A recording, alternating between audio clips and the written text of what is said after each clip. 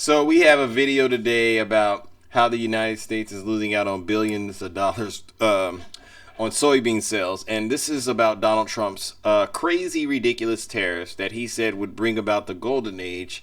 And we're getting, I believe, a Trump supporter, a Trump voter out there who voted for Donald Trump, and he's not getting that, and he's actually telling us about how this is actually harming him. Now, some background is this. Donald Trump did these tariffs on imports from China and other trading partners with the intent to protect domestic industries and encourage fair trade practices. However, these measures have provoked retaliatory tariffs and affected countries, resulting in substantial adverse effects on U.S. farmers. So, in other words, what he thought he was going to do, he's not actually getting that done. He's actually making things a lot worse.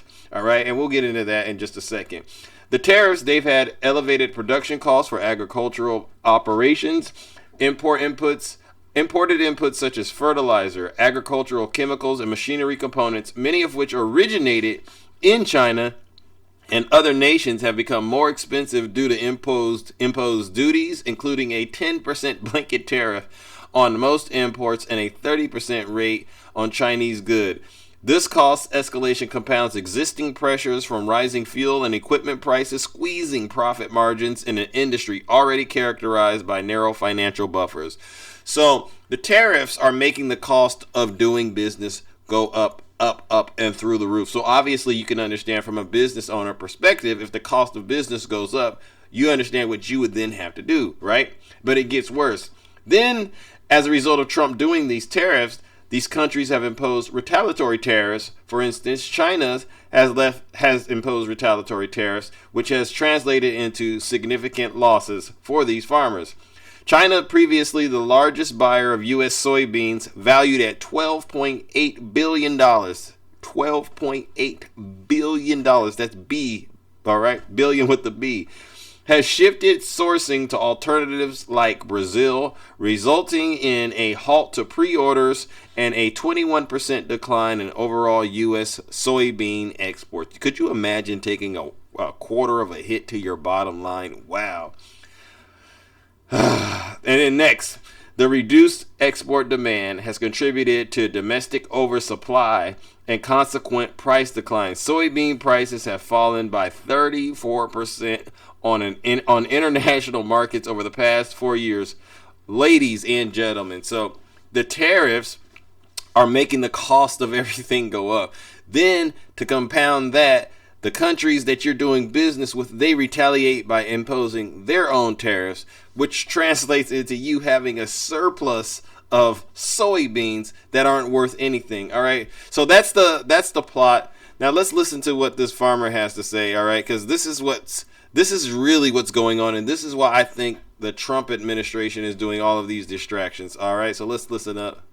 Well, we depend on the Chinese market. And the reason we depend so much on this market is China consumes 61% of soybeans produced worldwide. The rest of the world is 39%. Of the soybeans that American farmers produce, 25% currently have been going to China. And right now we have zero sold for this crop that's starting to be harvested right now. Wow. So it's a 5-alarm fire for our industry that 25% of our total sales is currently missing. And right now we are not price competitive with Brazil due to the retaliatory tariffs that are in place. Wow. Our prices are about 20% higher. Wow. And that means that the Chinese are going elsewhere because they can find a better value. And the American soybean farmers and their families are suffering. There's 500,000 of us that produce soybeans, and we desperately need markets, and we need opportunity, and we need a level playing field so we can compete, because we grow a great product, but we have to be price competitive as well. And there's an artificial barrier that is built with these tariffs that makes us not be competitive. Wow. So there you have it.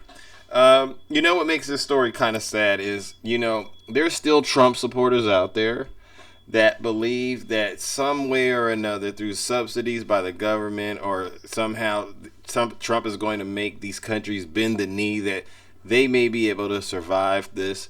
But I'll be honest with you, a lot of this, I don't believe a lot of these farmers are going to be able to survive. You can't go this deep in the hole in terms of the pain, the financial crunch, right? The ambiguity, or not knowing when these other countries are actually going to strike a deal, crops going in season and then out of season. These deals are being struck with other countries.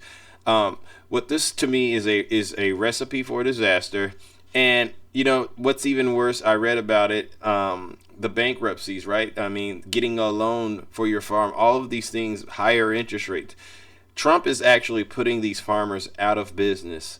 And the question is, will these farmers wake up and realize that they're suffering, even though things were hard after President Biden was in the office, and that was as a result of what happened with C-19. Biden was at least focusing on getting these farmers back in shape and so that they could run their farms. Where we're at right now, I gotta ask, MAGA, do you really feel like you're winning? Well, we'll see how this goes down the road, but hope you enjoyed this video. Make sure you like and subscribe. Thanks for listening to me, Big Zeus.